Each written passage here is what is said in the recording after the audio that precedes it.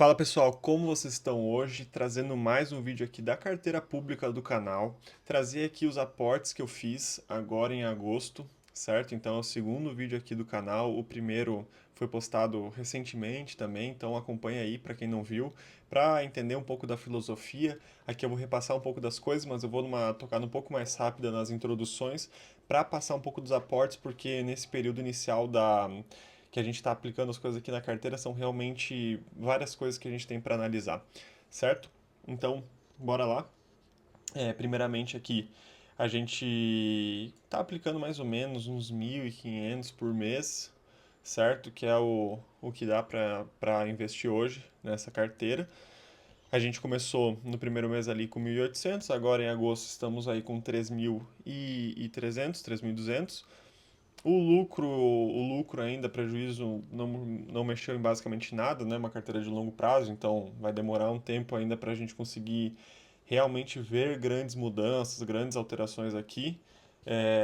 Mas tem muita coisa interessante e muita coisa também para a gente rever aqui nesse vídeo e passar para vocês e a gente trocar uma ideia. Então, durante esse vídeo aí, sintam-se à vontade para comentar aqui embaixo qualquer coisa, comentar o que vocês acham que vocês estão investindo, dúvidas, quando eu analiso ali no Investidor 10 as coisas, né?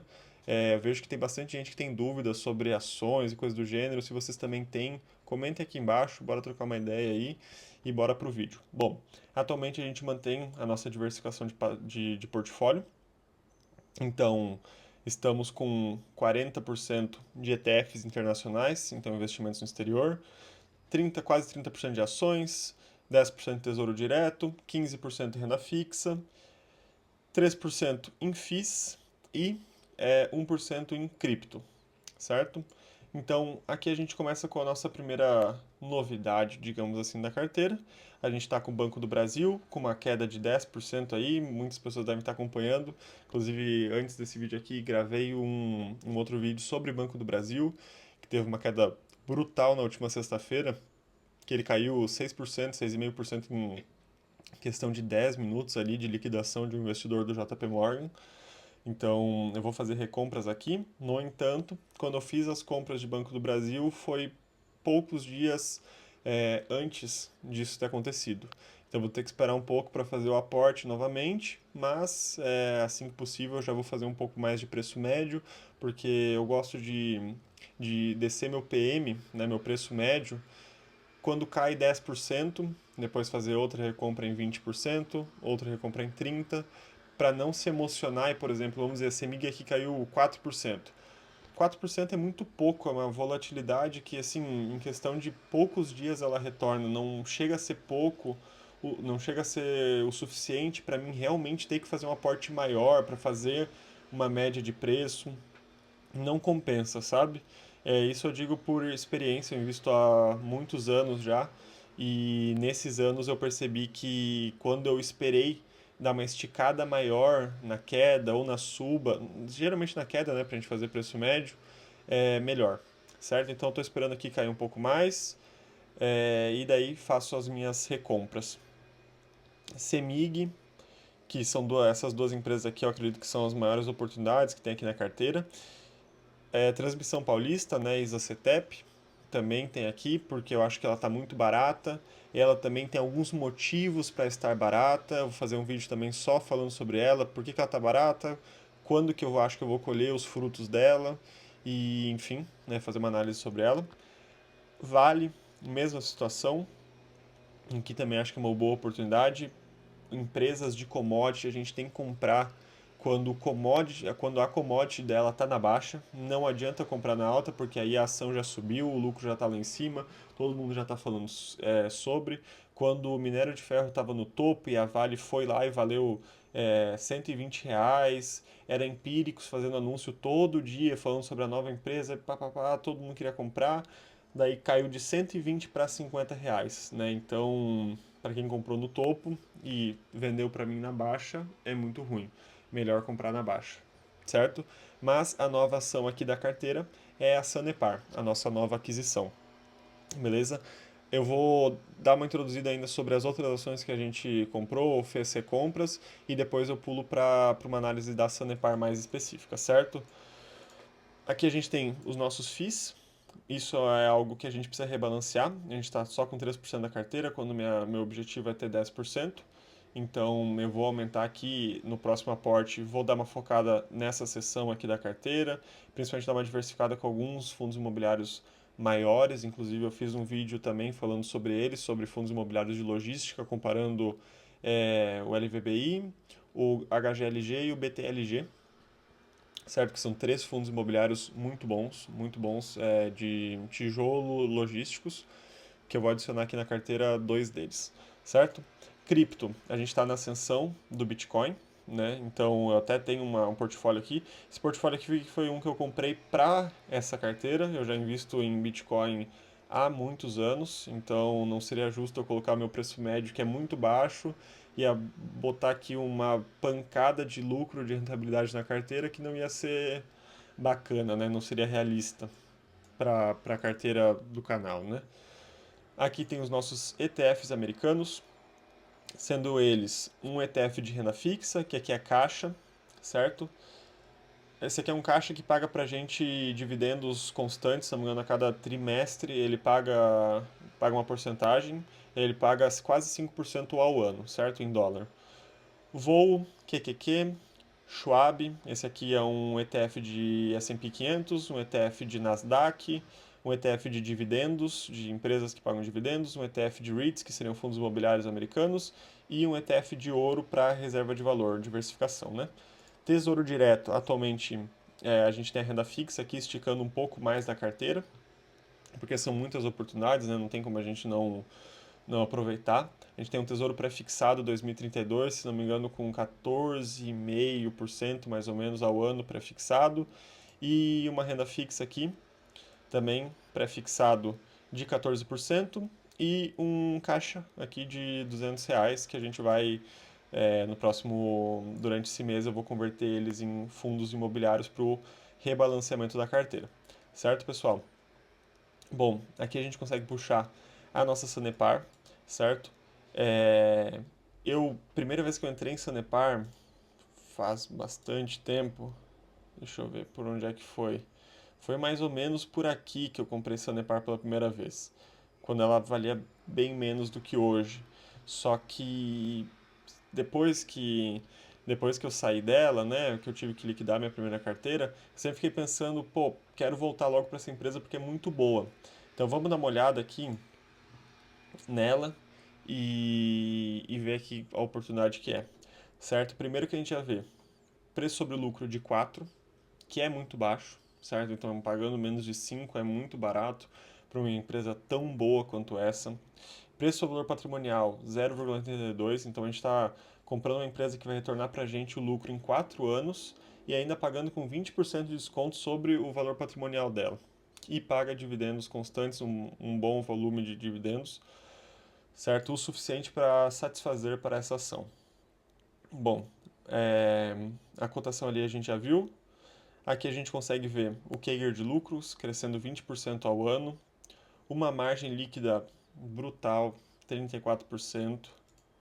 Aqui a gente acompanha o PL, a gente vê que está conseguindo comprar bem mais barato do que a média histórica da ação, certo? A média história dela é 6,8, a gente está comprando a 4,11, o PL mais barato dos últimos anos, só perde para a crise de 2015. É, quando a gente analisa aqui a receita, estamos comprando num bom valor também. Então, assim, quando a gente analisa os fundamentos da ação, tá uma maravilha. Comprando preço sobre valor patrimonial abaixo da média histórica também. Uma empresa que preenche aqui diversos critérios, só um aqui que não, mas isso aqui ainda também é bem relativo, não implica numa falta de qualidade da empresa. Aqui a gente vê a distribuição de dividendos constante e crescente, né? A gente tem aqui um dividendo que saiu de 17 centavos para 29 centavos aqui em 2025. 2025 não acabou, né? Mas a gente analisando aqui em 2024, ele basicamente dobrou em uma questão de 10 anos, certo? Então, isso aqui está muito bom. Se a gente dobra de novo em 10 anos, a gente vai estar chegando ali na casa dos 60, 70 centavos. E para quem está comprando a R$ 6, hoje a gente está comprando com mais de 10% de dividend yield, certo? Num prazo de 10 anos, que é o que a gente quer aqui, né? A gente está investindo por longo prazo e é esse o nosso objetivo, certo? Aqui a gente consegue comparar com alguns outros pares dela. E a gente vê que a gente está com um PL mais barato, por exemplo, que uma Sabesp, mais barato que uma Copasa, um preço sobre patrimonial mais barato. A gente tem um ROI ótimo de 20%, a Sabesp também tem um ROI ótimo. Mas aqui é uma grande oportunidade, né? Margem líquida maior, um valor de mercado menor, ou seja, tem muito para crescer. A gente vê que ela está expandindo para o norte do Paraná. A Sanepar, inclusive, tem planos de expandir para fora do estado, o que é muito bom, o que é muito benéfico se ela expandir. Ela tem muito a crescer e nós, como acionistas, só temos a ganhar. Eu acho que isso aqui, se eu pudesse definir Sanepar, eu apresentaria apenas essa imagem para a pessoa. Por que investir em Sanepar? Só falaria, apenas olhe essa imagem e me diga se você também não investiria numa empresa que tem essa DRE aqui de receitas e lucros. Isso aqui parece montagem, parece inteligência artificial, um negócio bonito desses. É uma escadinha que é tão perfeita, é tão difícil de encontrar que soa como falsa, né? A gente vê aqui desde 2019 o crescimento dela constante, o lucro acompanhando numa constante, uma empresa que te passa muita segurança num setor muito sólido que é o de saneamento, com pouca concorrência, com altas margens. Aqui a gente vê a cotação acompanhando o lucro, né? Então, até chega a ser uma empresa que tem um pouco de dificuldade de janelas de compra, porque ela não te dá muita oportunidade, né? Afinal, ela está sempre crescendo, então são poucos momentos onde a gente realmente consegue comprar com essa curva aqui abaixo, né? A gente teve dois momentos. 2015, na crise, que as pessoas que não se abalaram compraram a 1,12, compraram muito barato. 2022, né, que ainda é recuperação pós-Covid, e agora em 2025 a gente está tendo outra oportunidade, certo? Então aqui a gente consegue ver, pô, simplesmente incrível esse gráfico aqui da Sanepar, certo? Então por esse motivo foi uma compra da carteira que que eu não me arrependo de forma alguma. Acredito que é das melhores compras aqui que a gente tem. Aqui a gente consegue analisar os lançamentos que eu fiz, só para vocês darem uma olhada, né, nas compras que foram feitas, certo? Então, aqui está todas as compras desse mês, incluindo a nossa querida Sanepar aí, que foi adquirida por último, certo? Proventos a gente ainda não recebeu nessa carteira, ainda não foi anunciado nada, não entramos em nenhuma datacom oficialmente, mas espero que para o próximo vídeo a gente já tenha recebido um dividendo para já deslanchar a carteira, né? Quer dizer, a gente vai receber dos fundos imobiliários, né? Os dividendos dos fundos imobiliários vão cair para o próximo vídeo. Com relação aos investimentos nos Estados Unidos, tem algumas ressalvas aqui. A gente vê por esse Fear and Greed da CNN que analisa o medo e a ganância do mercado, que eu gosto muito desse tipo de gráfico, eu gosto de comprar quando as pessoas estão com muito medo, e isso é um ensinamento do Warren Buffett, que para muitas pessoas é difícil de seguir. Para mim é mais tranquilo, porque eu já tenho bastante tempo de mercado, não me abalo, mas é analisar esse gráfico aqui. Tem um para o Brasil, inclusive. Próximo vídeo eu vou trazer. Eu acho que eu vou fazer um vídeo só sobre isso também, né? Porque eu gosto tanto desse negócio que eu acho que vale a pena fazer só um vídeo sobre ele. Aqui a gente está vendo o mercado americano, certo? Que a gente investe lá. E é esse o motivo que eu estou fazendo caixa lá. Né? Eu estou com uma posição, compro um pouco, mas eu compro mais do que os outros ETFs, eu compro renda fixa para exatamente me preparar para quando a gente atingir essa região aqui do medo. A gente vê aqui pelo gráfico que a gente atingiu um ponto desses de medo extremo em abril lá nos Estados Unidos. Isso aqui foi quando teve a briga do Trump com as tarifas da China, certo? O mercado ficou muito apreensivo com isso e abriu uma janela de compra boa. Então a gente teve essa janela de compra aqui, teve outra mais gritante em abril. Atualmente a gente passou por um momento de ganância, né? Onde as pessoas estavam achando que estava ótimo as tarifas, que os Estados Unidos ia dar a volta por cima. Aqui a gente vê uma correção, né? A gente não sabe Não tem como prever se ela vai voltar aqui para o 25 baixo ou se ela vai continuar subindo, mas a gente vai estruturando caixa enquanto está nessa região aqui e compra quando chega nessa e não tem mistério nenhum, certo? Ele se baseia em algumas coisas.